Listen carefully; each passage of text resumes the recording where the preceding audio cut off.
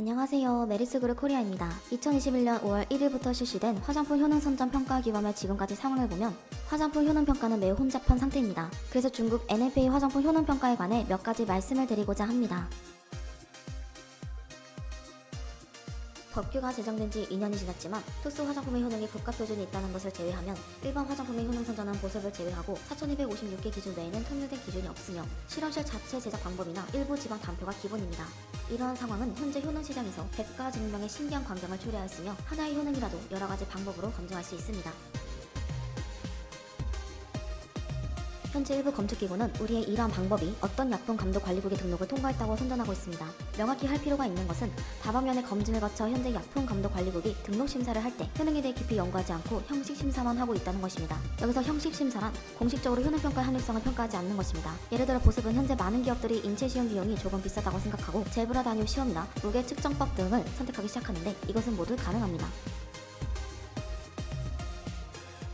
많은 기업이 효능 선정에 대해서 제품 효능이 등록을 통과하기만 하면 된다고 하지만 이것은 큰 오해입니다. 화장품관리감독조례 제6조에 화장품 허가인 등록인은 화장품의 품질, 안전 및 효능에 대한 책임을 진다고 되어 있고 조례 제22조에는 화장품의 효능 선정은 과학적 근거가 있어야 한다라고 되어 있습니다.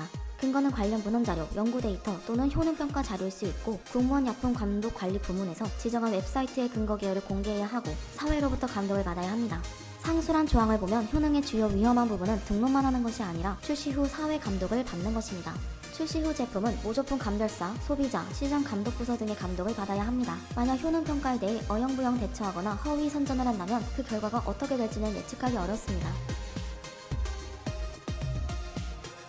현재 효능 평가는 위와 같이 4가지 항목 중에서 고를 수 있습니다.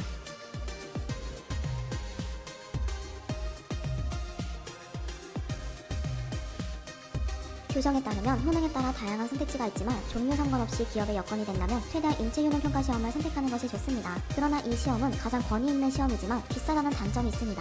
예를 들어 만약에 보습에는 기준이 있어 그 기준에 따라 인체 효능 평가 시험을 하게 되는데 이때 제브라 단위 시험이나 무게 측정법을 선택하면 사실 약간 논리에 어긋납니다.